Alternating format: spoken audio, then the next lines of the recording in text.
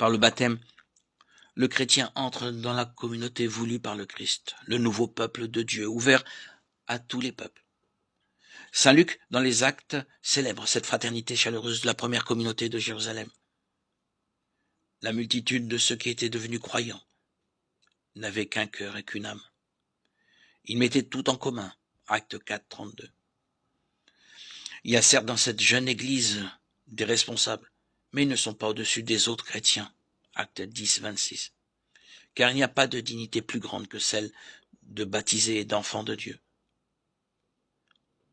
Cette fraternité dans l'amour de Dieu dépasse toutes les autres solidarités et traverse toutes les inégalités.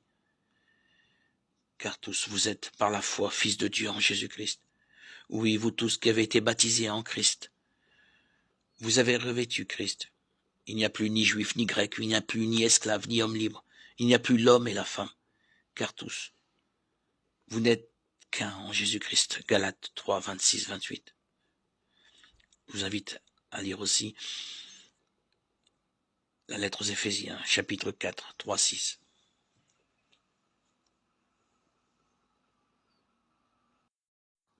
Dieu est amour. Cette parole se lit sur chaque bouton de fleur, sur chaque brin d'herbe. Les oiseaux qui égayent les airs de leurs chants joyeux, les fleurs aux nuances délicates et variées, qui embaument l'atmosphère de leur doux parfum, les arbres élancés, les forêts aux riches feuillages, tout nous parle de la tendre et paternelle sollicitude de notre Dieu et de son désir de faire le bonheur de ses enfants. Les Écritures révèlent son caractère.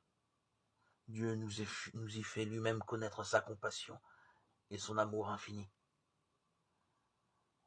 Quand Moïse lui adressa cette requête, « Fais-moi voir ta gloire », l'Éternel lui répondit, « Je ferai passer devant toi toute ma bonté. » Exode 33, 18, 19. Et passant devant Moïse, il s'écria, « L'Éternel, Dieu miséricordieux et compatissant, lent à la colère, riche en bonté et en fidélité, qui conserve son amour jusqu'à 1000 générations, qui pardonne l'iniquité, la rébellion et le péché. » Exode 34, 6, 7. Il est lent à la colère et riche en bonté. Jonas 4, 2. Car il prend plaisir à la miséricorde. Michée 7, 18. C'est là sa gloire.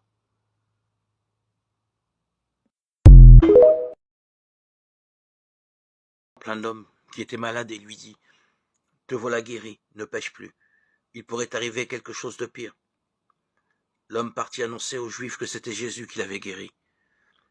Et ceux-ci persécutaient Jésus parce qu'il avait fait cela le jour du sabbat. Jean 5, 14, 16.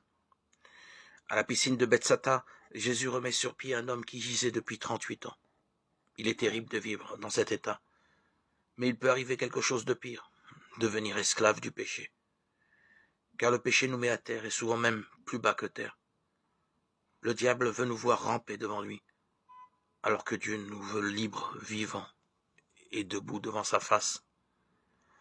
On peut s'étonner de la sévérité de Jésus, mais il fait œuvre de pédagogie en utilisant la répugnance que suscite la maladie pour nous avertir tous d'un danger plus grand.